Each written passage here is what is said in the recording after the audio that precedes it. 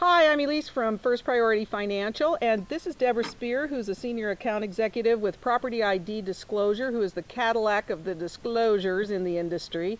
And you know, Deb, we live in California, so of course everybody is freaked out about the fact that, gosh, we could have a massive earthquake, fall into the ocean, and become an island.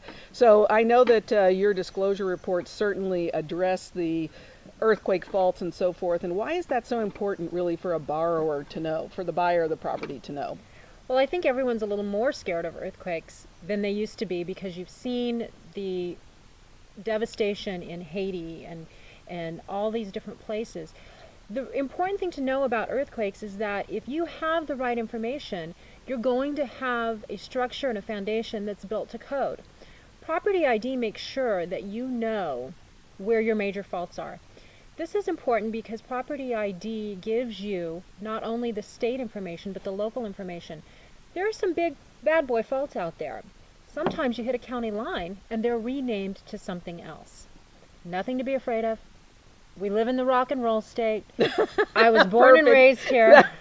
I felt them all. I love it. I don't know if I feel them anymore. It's just part of life. Yeah. But that's the key, knowing so you can build and have a structure that will withstand. Right, and I think that too that this gives the buyer the opportunity to, you know, investigate earthquake insurance if that's what they'd like to have. Now, what's the difference between the fault lines and like liquefaction? That seems like such a ominous word, liquid, like you're going to sink into quicksand or something. Liquefaction can be the result of earthquakes, and it's the shifting of soils, Okay. granular soils. So this is a result. So that is another report that is in the Property ID Natural Hazard Disclosure. And again, it just means here's how we build, or here's what we need to know in maintaining our property. Okay. So again, nothing to be afraid of at all if you know the information. Now, if you're not told this, you're not given the local information, and your map says map not yet disclosed by state, you sell to a buyer, potentially they could think they could do something to their property, like put in a pool, Right. or change the structure, build another level.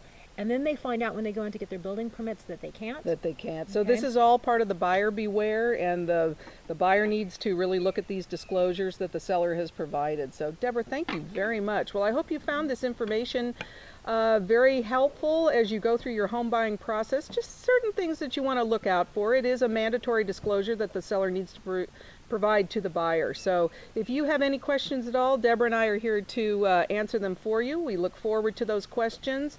And if you find this video helpful, please pass it on. So thanks again for watching. And Deborah, thank you very much. Thank you, Elise. Great information.